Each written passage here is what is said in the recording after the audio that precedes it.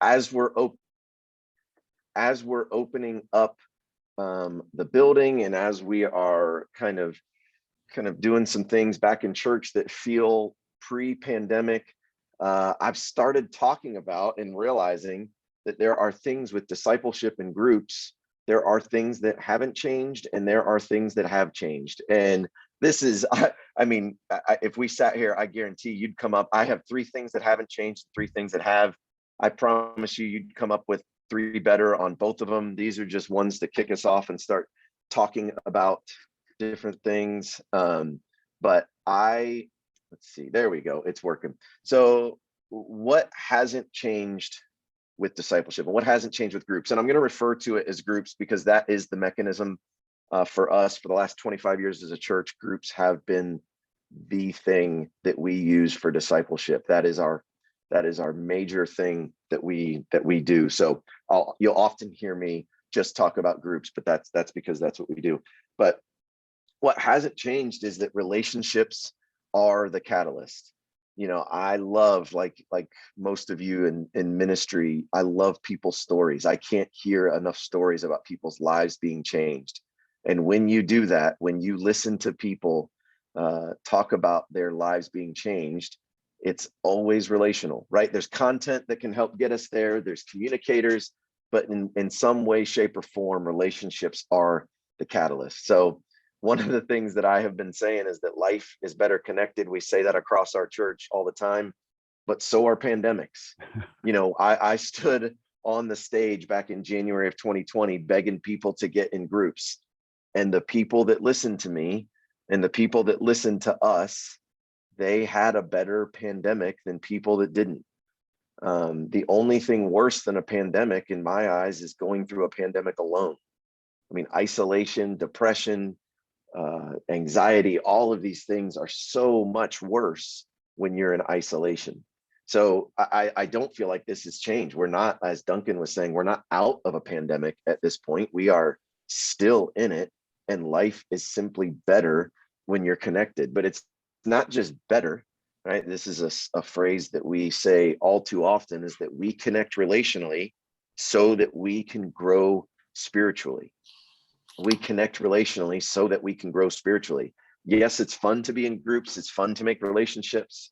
It's fun to meet people in the same stage of life or just a few steps ahead that can help us grow.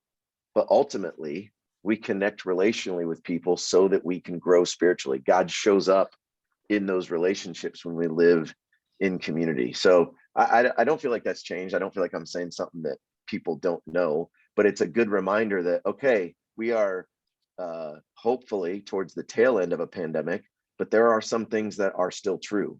And in each one of these, I've kind of got a so statement. It's like, okay, so if relationships are the catalyst, what does that mean for us as a church? What does that mean for us as a church? So we look for ways to connect personally over corporately.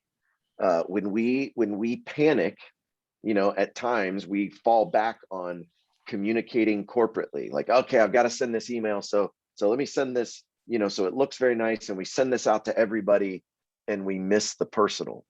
And, we're at a large church, and I still encourage my team, if we're going to reach out to group leaders, let's take the time to text each one of them. Let's take the time to get on a call and leave an encouraging voicemail to people and find ways that we connect personally, because you do not know what God is going to do through that.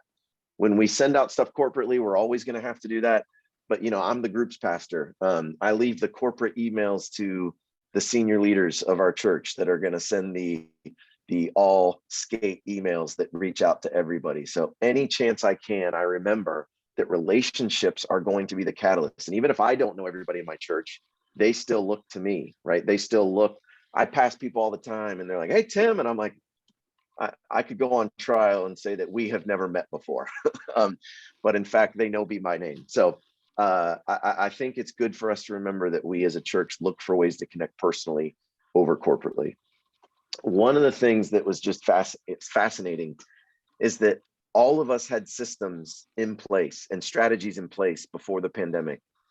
And, we had our vision talks in January, we had our strategies set up for 2020, and all of those got thrown out the window instantly.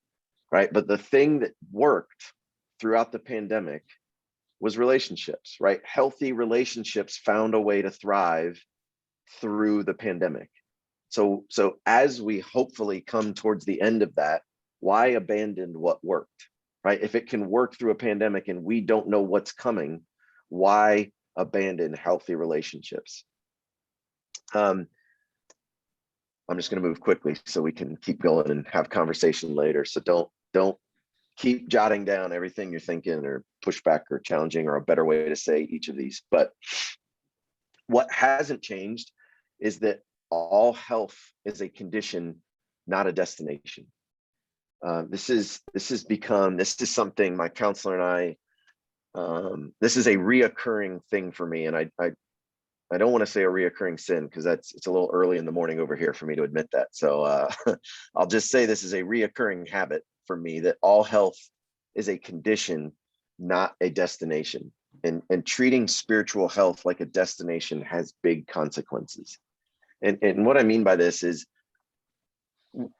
when we look at our spiritual life as if we can arrive and move from one place to the next, we get really disappointed when we have to learn things again and again and again, right? Shame has a way of creeping in and saying, didn't you learn this already? Didn't you already heal for this? Haven't you already asked for forgiveness on this? But spiritual growth, spiritual health, emotional health, physical health is a condition. I would not turn up to my doctor with a cold and she wouldn't say to me, it shows on my chart, I treated you for a cold 9 months ago. What are you doing back in here? Right? She would say, oh, you have a cold. Let's get you healthy. But when I, with my accountability group, have to go and share to them, hey, I'm at this place. I know I said I wouldn't do it again. I know I said I was going to try this, and I should be farther along and I should be doing that. I'm treating something that's a condition like it's a destination. And it has big consequences when we do it to ourselves, but it has really big consequences when we do it to people in our church. I don't know if your last year has been anything like mine, but people that I had labeled healthy and said, okay, these people are just going to be healthy for the rest of our existence together, they were unhealthy. And it was a shock to me. There are leaders that I have only known as very healthy people, and the pandemic was really, really hard on them. And they behaved in ways that I was like, well, maybe I just didn't know who they were. Oh, maybe they just weren't the kind of leader I thought they were. And all of that is destination language. But empathy and kindness would say, huh, I wonder why they're behaving out of character. Maybe I should have a coffee with them and see what's going on in their heart right now, because health is a condition. It's not a destination, right? They don't arrive at healthy. You just get to experience them as healthy. So our job, right? Our job as church leaders is to help people realize that they're sick and move toward health. Now, I know we don't, like, this is not good language. Like nobody wants to be like, oh, my job as a pastor is to help people realize they're sick. Nobody would say that. But if there is such thing as spiritual health, then there's going to be such thing as spiritual sickness. If there's emotional health, there's emotional sickness. If there's physical health, there's physical sickness. So in every loving way we can, we have to help people realize that they're not in a healthy place. We have to come alongside, and we can't do that corporately. Like, we can only do that personally, but we have to put ourselves around people that will help us realize, ooh, this person loves me and cares for me and says I'm acting in a way that I don't normally behave. Maybe I'm sick. Maybe I'm just not in a place that I normally am. So as a church, and this seems like a right turn, but this is not. This is kind of how this plays out for us. As a church, we have to avoid valuing numerical growth over personal growth, or at least diligently manage the tension between the two. Because here's the tendency, and I'll just say this is the tendency in me, and maybe it's just me, and we'll use this as just confession time for me. But the tendency for us, if we're not careful, is we don't celebrate the sick getting healthy. We celebrate large numbers in certain areas. We celebrate, did you see how many guys turned up to that event? Did you see how many people we had come to our latest thing? Did you see how many people attended what we just put on? And those are good. We cannot have influence without numbers. So I'm not against numbers, but oftentimes when we stand up at a staff meeting, it's like, hey, I took this one volunteer out to lunch, and gosh, it really feels like since then they've been on a step towards healing. And I just wanted to celebrate God doing that in them. I know that's not huge. I know that doesn't help tick these boxes of attendance, but if we aren't celebrating, what gets rewarded gets repeated. If we aren't celebrating people getting healthy, we're going to focus on numbers. So this is much harder to do in practice. This is easy to say in a talk. It's a lot harder for me to walk out of here and say, hey, where are we seeing people get better? Where are we seeing people get healthy? In your conversations this week, who did you see take a step towards healing? And I know that's not language, that's difficult language, and maybe there's better language for it, but I think that's something that has not changed for us. We have to treat health as a condition. Other thing, and this is hard for me, I wish this was a give and take the whole time. I love talking with people, not at people, so I can't wait for us to talk together. But anyway, what else has changed, hasn't changed, is this idea that Andy phrased and coined a long time ago, is that we think steps, not programs. We think steps, not programs, meaning when people come into our space, either online or in person, we can offer them lots of programs. We can do that. That is not difficult to do. What's difficult to do is to think through steps, to think through, okay, they now are within our care for however long they're going to be with us. It could be one day, it could be for years, it could be for weeks or months. What steps are we going to offer them and help them take? How are we going to think through steps and not programs? Because relationships are changed by steps, not by attendance and programs, right? I went to everything that church had to offer, and it was good. I just don't know really what that all has to do with me, right? I don't exactly know what happens with this. And sometimes we think having good programs is enough. But recently, one of my kids started playing a sport that I had no involvement with and no understanding of. And I went to Academy Sports, which is one of our big sports stores here. And I was greeted at the front by a young man, and he was like, hey, can I help you? I was like, yes, my daughter signed up for softball. I have no idea what I'm doing. And he goes, the softball section's over there, and turned me loose. And I had no idea what to do. I literally got over there, was overwhelmed, and I left. Went to a different sports store, and this person was like, oh my gosh, they're in softball. That's great. You're going to love it. Let me walk you over and show you what you need. Right? They gave me all these steps to take. And a lot of times I feel like my involvement with the church has been the first person, not the second one. I'm like, oh my gosh, I'm so glad you're here. Take a look at all that we have to offer. See you later. Instead of, hey, okay, you joined us. I'm so glad. What led you to joining us today at our church? Let me know more about you so I can help maybe guide you in the right steps to take, so that hopefully you can get the most out of your experience with us. But saying no to good programs is so hard. Saying no to good programs is so hard, but it can help you create great steps. And the reason saying no to good programs is hard is because there's really good people behind those programs. Some of my favorite people are behind those programs. They give money towards it. They give time and effort and energy towards it. And they can make you cry with how good of stories that are coming out of it. But it's a good program. It's not a good step. It's such a difficult strategy to kind of keep these two things separate, because you'd be like, we've got so many people attending this program. Why don't we just keep it going? One of the ways this played out for me recently, as a church, we have to avoid this quantity over quality myth in programming. We launch groups twice a year. We kind of do it with our school cycle. We launch them in January and we launch them in August. Well, if somebody started attending our church in February or March, I'd be like, hey, we've got a great step for you in August. And I hated that feeling. I hated it. So we created short-term groups. We were going to give people a taste of groups that we would launch in between our major launches. And what was amazing was people attended them like crazy. We'd get hundreds of people to come to these short-term groups, 3, 4, 5 week groups. We'd hold them at the church. But what we noticed was our long-term community, which is where we felt like life-changing relationships were happening, our attendance in those was dwindling because people were like, oh, I'd rather do a short-term group. So around our churches, we have 8 churches or so in the Atlanta area. I'm at one of them, and I said, okay, we're going to get rid of short-term groups. And it's interesting what happened. We got rid of that step in between.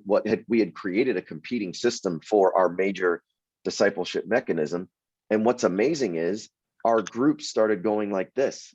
Our involvement, the stickiness within our groups, there was really no other option. So people kept going and kept coming back to our groups. And we had double-digit growth in percentages year over year once we got rid of this thing that any other circumstance you would deem successful. Getting hundreds of people to come to our short-term group at the church, you would deem successful. So it's really hard to get rid of those, but we have to think through the lens of steps, not programs. All right, Duncan, real quick, any questions or any clarifying things on what hasn't changed before I jumped into what has changed? Yeah, just quickly, Tim. There's a great question from Chris, going back to your first point. Have you developed any ways of measuring spiritual growth and health? You talked about relationships being the catalyst to growth. How do you measure how healthy somebody is? Have you figured that out as a church? It's a great question. It is such a great question. No is the short answer. Who asked it? I'm sorry, I didn't hear who you said asked. Chris. Great question, Chris. No is the short answer, but one of the things that we try to do is normalize the journey. So if we pretend like the journey is all positive all the time, we are not allowing space for people to take an actual journey into faith, because nobody has the example of the uninterrupted success story in faith, right? Nobody has that example. So why perpetuate that example from the stage? So I can't measure it, but I can normalize it. When we talk about faith, I want us to be descriptive, not prescriptive. Hey, we would say there are some pillars that we want you to do. Be relational, be in community, do all these things. Life change happens best in the context of loving relationships. I mean, we can encourage these things, but if all I promote are the really positive, healthy stories, we don't normalize these stories of people that are struggling, that are hitting a wall in their faith, that God's just not showing up in the ways that he used to. We don't normalize the true experience, and then we make it harder for people to live out that experience. So I wish we had a system. We're always working on coming up with something, an assessment or something along those lines. But the best thing we can do is connect people relationally so they aren't trying to figure it out on their own. Yeah, that's great. Thanks. And just real quickly before you dive into what hasn't changed. I went backwards. Leon asked an amazing question around the issue of, that's a mind shifting thought, that thinking steps, not programs, especially for church leaders, because we copy programs. We think we have to do this, we have to provide that. That's what churches do. But, does it actually help people to take a positive next step in following Jesus? So do you have kind of like a criteria of what programs don't make great steps? How do you assess, what are the programs you're currently doing that don't make great great next step? It's a great, Leon, thanks for asking and teeing that up, because I share this as a fellow journeyman, not as the one who came up with it. Andy, I'll have great ideas, I feel like, for a program, and we will run it and try it and realize that we are not helping people take steps. So one thing is evaluate everything. Like, again, if your value, avoid the quantity over quality myth. I can have hundreds of people show up to something and it be a loss for our church. And that is a different way to think about things, because normally you get 100 people and you're like, I love this. This is great. But you can also make just about any program a step if you're really clear and strategic on what they can do next with it. So we had a cornhole tournament for the men's ministry at our church.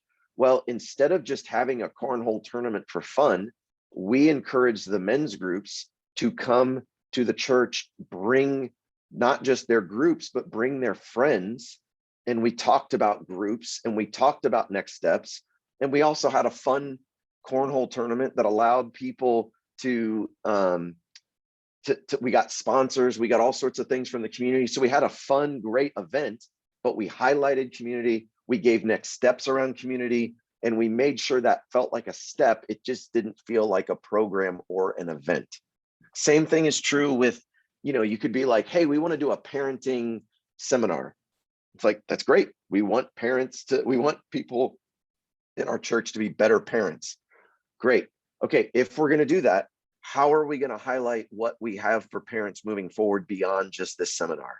How are we going to share stories about people that aren't just attending our programs? It's like, oh, if you think this is good, you are missing out on the steps that you could be taking to have this kind of stuff year round.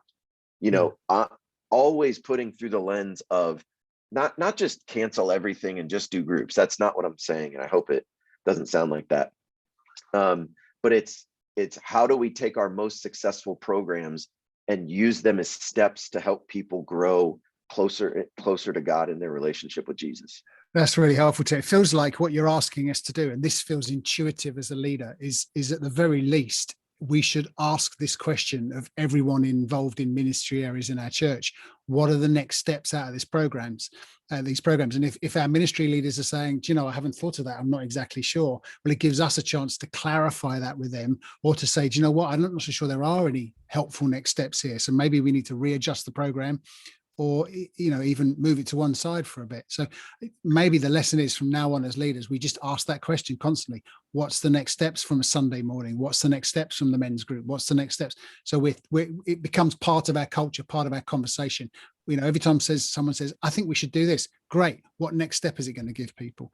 And not creating a competing system. If you have a spiritual formation department and you have a men's ministry department, and they're both doing events on consecutive weekends, you don't want to create something where it's like, we got to pick one or the other.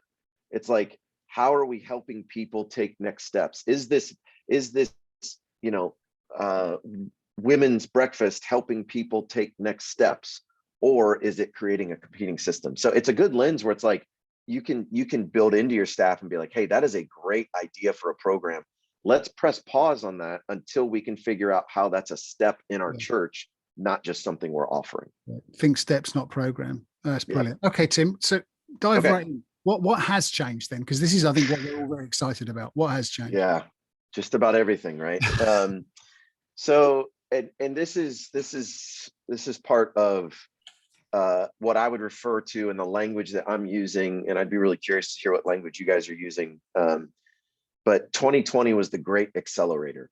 I mean, there are churches that were like, we never had an online service, to we only have an online service, right? It's gone from things that are, things that never thought were possible to, shutting down everything. Just everything has changed in a way. But one of the things that's changed is the customer, or the attender at our churches. The prospective attender at our churches have changed. You think about this. For us in the United States, September 11th, 2001 is the closest thing I think we've had to an event where everyone just went through the same thing. And now everybody went through it a little differently. And, I remember when Princess Di passed away, and everybody experienced that at the same time. But there's parts of the world where they just carried on with their day, right? That didn't impact them.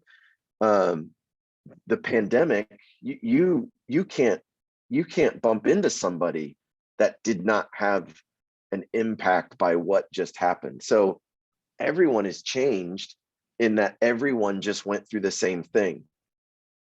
And if you went through the pandemic, if you just are, again, I keep talking about it like it's in the past, if hopefully we're at the tail end of this pandemic and you have people that just didn't give church a second thought, they're going to feel a little bulletproof. It's like, I just survived a pandemic and never gave church a second thought. Why on earth would I come back to church after it's done? They're almost a little emboldened in their, I don't need church. So for us, I feel like we might have less time to make a good impression than ever before. We've had people that it was like, hey, just come to our church, and if you didn't like this week, you'll like next week. Or we had this, or maybe you're making a friendship with somebody and you're inviting them to church, but they're not that into it.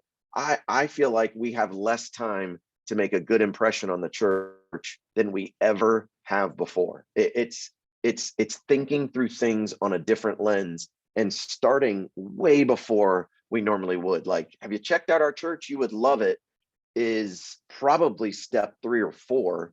And we need to be thinking about steps 1 to meet people where they're at.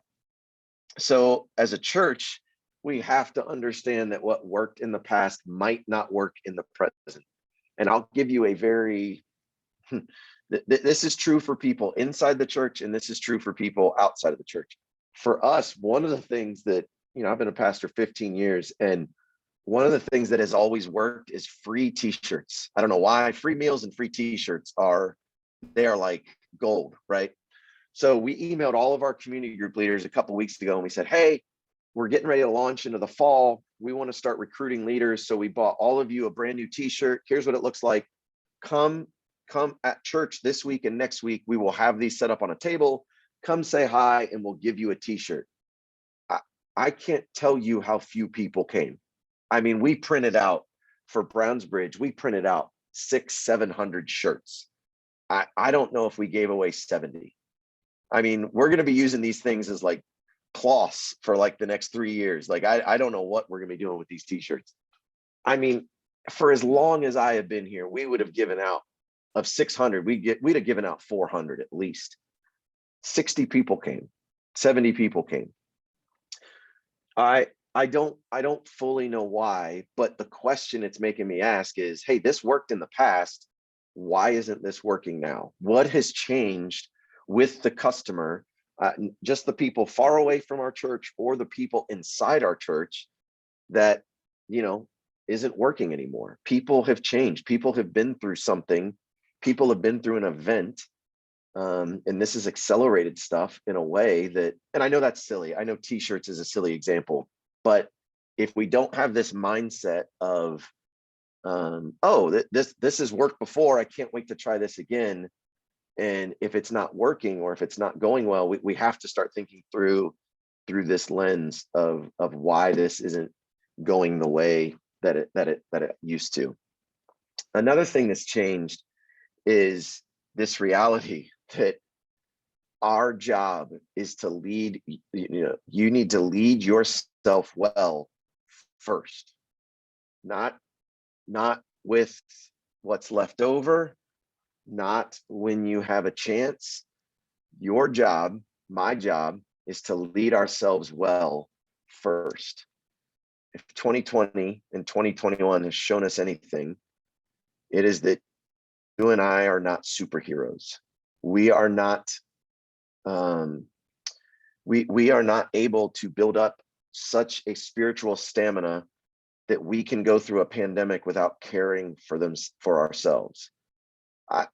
I don't know you, and I wish I could meet you and we could spend time talking over coffee, but my guess is that you're exhausted and I'm exhausted. And it has been a challenge of what we thought we were getting into with ministry versus what we're actually doing in ministry are completely different. And it's because we are not meant to be superheroes. We are not meant to do this on our own strength. We are not meant to do this. We are not meant to lead people out of an abundance of our awesomeness. One of my things that I constantly come back to is that the dependent version of you is the best version of you, but it is the one that you will fight the most. I am reminded of this always. I alluded to it earlier as a parent. I am constantly dependent on God to show up. I need God to show up as a parent. I need God to show up as a pastor. I'm dependent on God to show up. But if I forget about that and I kind of go off on my own and kind of try to rely on my own strength, I forget how dependent I am. But normally when I'm in a dependent spot, my prayer sounds something like this: Lord, get me out of here. Lord, show up. I don't know what I'm going to do. Lord, I can't do this. And instead of thinking, oh, wow, this is the best version of me, I am constantly dependent. I didn't wake up this morning on my own and get my heart started and breathing and doing. I was dependent. The second I opened my eyes, what changes is my awareness of how dependent I am. So you and I are not superheroes. And I love the title that Duncan, we were talking about, the Further Faster Network, is awesome. Further Faster works when you're dependent and reliant. It works when you're dependent on God and you're reliant on him to show up first. So this is just a part of our church, of the world that we live in now. Culture watches and reports on how we behave. They will not. Culture culture is maybe community. The community that you're in watches and reports on how you behave, on how you treat people. We have a church. There was a church that a very famous pastor was caught having an affair, and it's a big news story here. Well, the Discovery Channel just announced that they're releasing a documentary on this pastor's affair and his demise and all the fallout from this person's affair. And this is not, my heart is not to beat up somebody that's struggling. That's not it. So I hope that's not how it sounds. But if you think about this person's impact on the kingdom and why they got into ministry, and now the ripple effect of them not leading themselves well first is going to have on society and on culture. And that's the last thing they wanted. They never wanted this. They are hurting people. I don't think pastors that fall are these evil people. I think they're hurting people that believe the lie that they didn't need to lead themselves well first, that they were somehow able to do ministry in a way that they didn't have to pay attention to their health first. And I don't think this has changed. I know I'm using that language. I think 2020 was the great accelerator. 18 months before the pandemic started, you and I were preparing for a pandemic. We just didn't know it. One of the first times I used Zoom was in February of 2020 with Duncan. And I remember, I forget almost everything I say. I forget everything that happens. But I remember on that call with Duncan, I was talking to a bunch of pastors and I said, the storms of life are a terrible time to prepare for the storms of life. So what you're doing now is preparing for a storm that you don't know that's coming. And so we don't know what's coming. We don't know what's around the corner, but we do know how well we're leading ourselves and how much we're making it a priority. So I feel like as a church, we need to focus on people who people are becoming. But this starts with us. This starts with us and it trickles out. It's true in health and it's true in sin. It starts with us. If what's happening inside your heart isn't replicatable within your church, it's going to play out in really negative ways. If what's happening in the relationships among your staff and among your volunteers isn't something you want replicated out, then we need to start there and get that healthy before we're starting to work on people that are in our church. Soul care should not be reserved for people that are burned out in ministry. all too often, the people that we send out to get better are people that are the most burned out. And so honestly, what is your tendency when you're stuck? We've all been there. A lot of us are there. Is it to educate or is it to heal? Is it to try to learn something to get you unstuck? Or is it to try to be vulnerable with people and tell them honestly about where you are so that you can heal?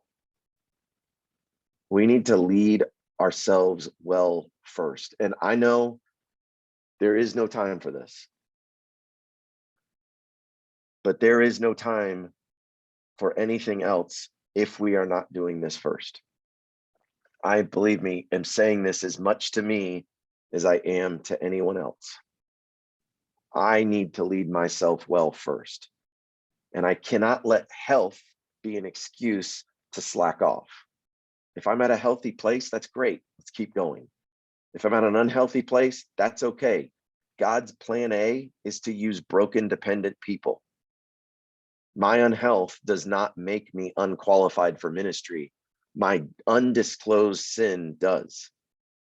They're two different things. So lead yourself well first. And the last thing that's changed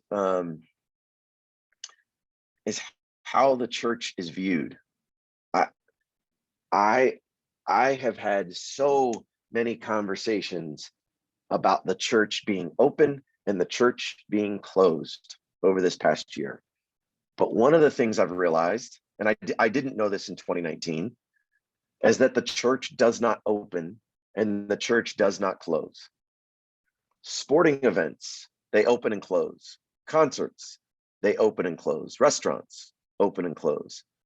The church grows and the church shrinks. The church grows and the church shrinks.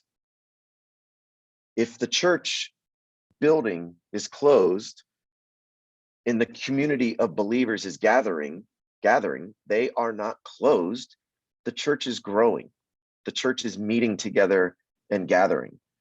This language of the church opening and closing has to be something that is so far from our language moving forward, because inadvertently, when people came up to me talking about open and closed, I realized I have played a massive part in creating consumers. I've created people that are desperate for my church building to open so that they can consume the programming I'm providing for them. And they can use churchy language and they can use flashy language and all these things. But every time I had this open and close conversation, in hindsight, I wish I'd have responded with, tell me about the relationships in your life that help keep faith alive to you. Hey, what was the church service providing for you that you don't feel like you're getting in community? Well, I'm not in community. Oh, gosh, I am so sorry. I have misrepresented what the church actually is for you. I have misrepresented the church in a way that you thought the church opened and closed. The church doesn't open and close. The church gathers and grows. And then when the church doesn't gather, it shrinks. So as a church, what I'm committing to rebuilding the church, not reopening the church. I do not want to reopen anything. I want to rebuild the church. Our volunteers numbers are down. Our participation numbers are down. Our attendance numbers are down. I don't care. I want to rebuild the church. We were pre-pandemic numbers. We are not even close to pre-pandemic numbers. But guess who's responsible for building the church? Not me. It's Jesus. I don't think Jesus is bothered by church not being open. I want to play a part in rebuilding the church, not reopening the church. So for me, how I view the church has changed. I feel like for me, my role in the church has changed. And I think discipleship and groups have a massive part to play in rebuilding the church. If you had that alive during this pandemic, it's what's kept the church afloat. It's what's kept the church going. People have gathered in homes and gathered in Jesus's name and kept people accountable and growing in their faith when all we could do was provide a service online. That was never, the service online is not meant to be a replica or a substitute. It's meant to provide some content for people that are desperate for anything, but it's not meant to substitute. No matter how good the teaching is, it's not as good as somebody sitting across from them in a circle or sitting online on Zoom, looking them in the eyes and telling them that they belong, that they're okay, that Jesus loves them, and they want to help them take a step forward. None of that's ever supposed to be a substitute. So as a church, we rebuild, we don't reopen. I feel like we've created people that care more about attendance in our building than transformation in their own lives. And that is me. That's on me. That's not on them. They're just doing what I taught them. They're just doing what I asked them to do. I felt emotional over this entire time when people are mad at me for not reopening, because that's what I asked them to care about. I didn't ask them to care about the transformation or look for the transformation in their own lives. I was like, hey, didn't see you last Sunday. Not, how's your heart? What's going on in your life? Where do you see God working in your life right now? What a much better question I could have been asking than, hey, I haven't seen you the last couple of weeks. What's been going on? Why haven't you been there? I worked really hard on that talk and you didn't come. No, what's going on in your life? How do I get the people in my church to care more about the transformation in their lives and the people around them than an attendance in our building? So, Duncan, do you want me to jump to the questions? Yeah. That's a little bit on what has changed. Yeah, they'll be great. Just run through these questions, because I think, okay, like I said, everybody's going to get a copy of this, so we can take these back to our teams and ask these questions. Suffice to say, Tim, whatever it is that you've said has struck a massive chord with so many of us. I've never been on a call like this where so many people in the chat are going, wow, so helpful, so timely, so good, so useful. So thank you so much. But if you can drop some questions in to help us to clarify this, and then we can get off into our groups and talk about that, that would be amazing. Great.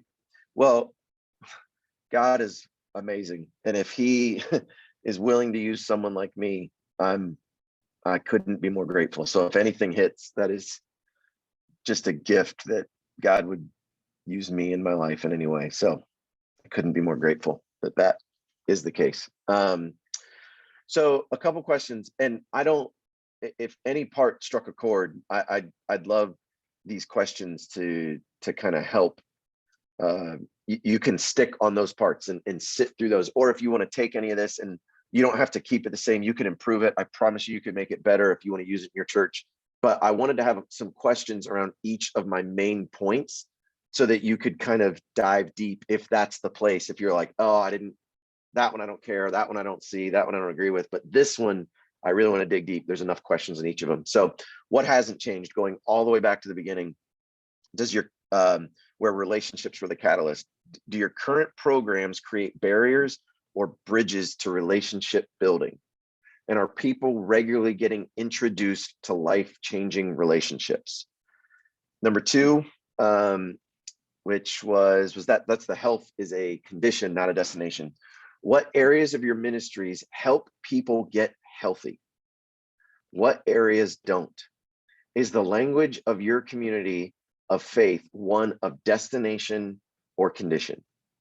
And then third, this is the think steps, not programs. Is your current model built on programs that attract numbers or steps that grow disciples?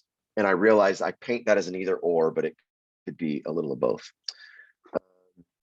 And then what has changed? Is there anything you are having a hard time letting go of that might not work for the current world we are living in? And have we fallen back on education rather than transformation? Again, this is the customer has changed. And then number two, this is about leading yourself well first.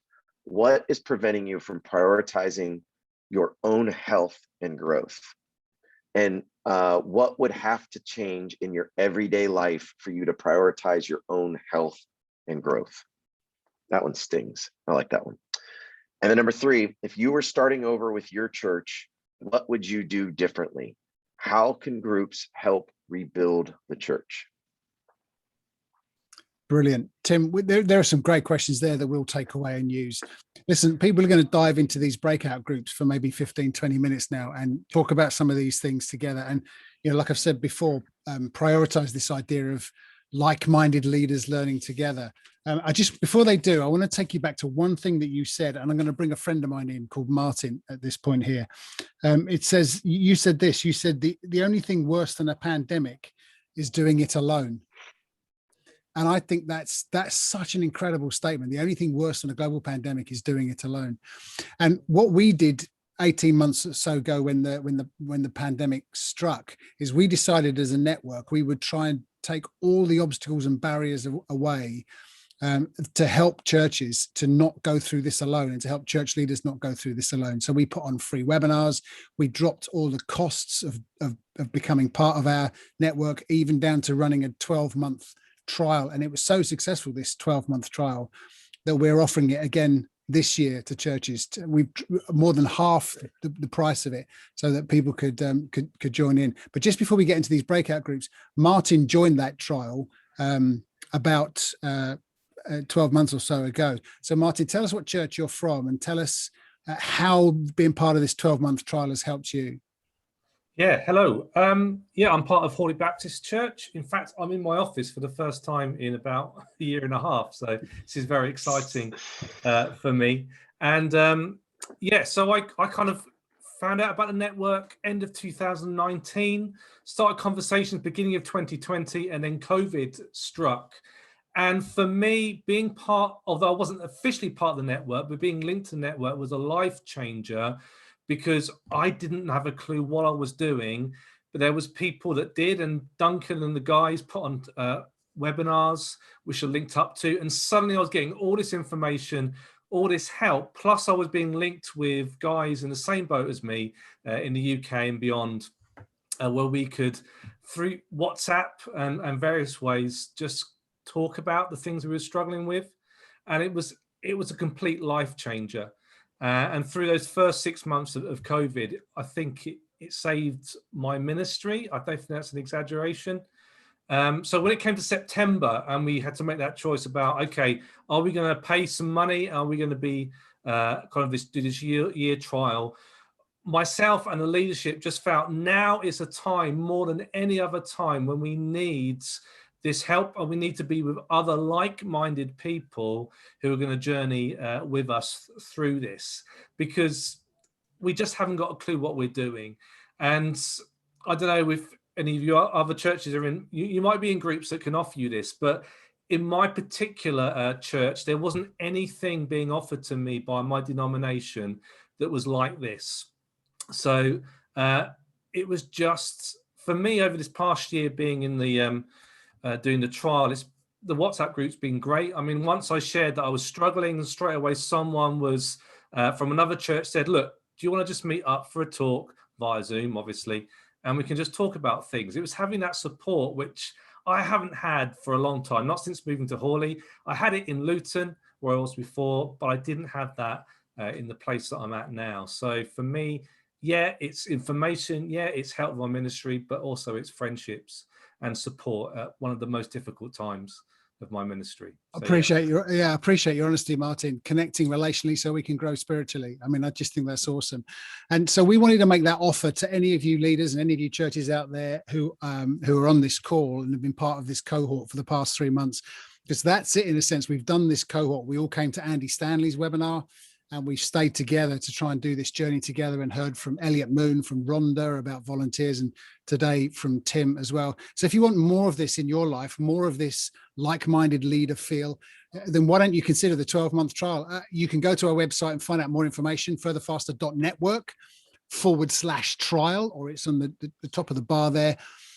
Or why don't you email me? You've all got my email address because I emailed you about this webinar. Email me and say, Duncan, I'd love a virtual hangout with you, maybe my leadership team, my elders, and we can just talk about how Further Faster and our church can do what Martin did and get involved and learn and grow together. So we are not a service provider that's just giving you great things. We're about doing a journey together. So we have these call groups for all your ministry area leaders, call groups for you as a lead pastor, happens every month. Ton of resources. People like Tim jump on calls and coach us. We have great discounts with people like Right Now Media. I think it's £20 a month. You can be part of the Right Now Media thing and get a shed load of great resources from them. Some fantastic Orange resources for kids and teenagers, which is part of the deal as well. So go and check that out. Email me and say, I'd love you to come hang out with me or with the team and see if we can take this a little bit further. So there's an opportunity for you, I think, to do exactly what Tim says and connect relationally so you can grow your church and you can grow spiritually.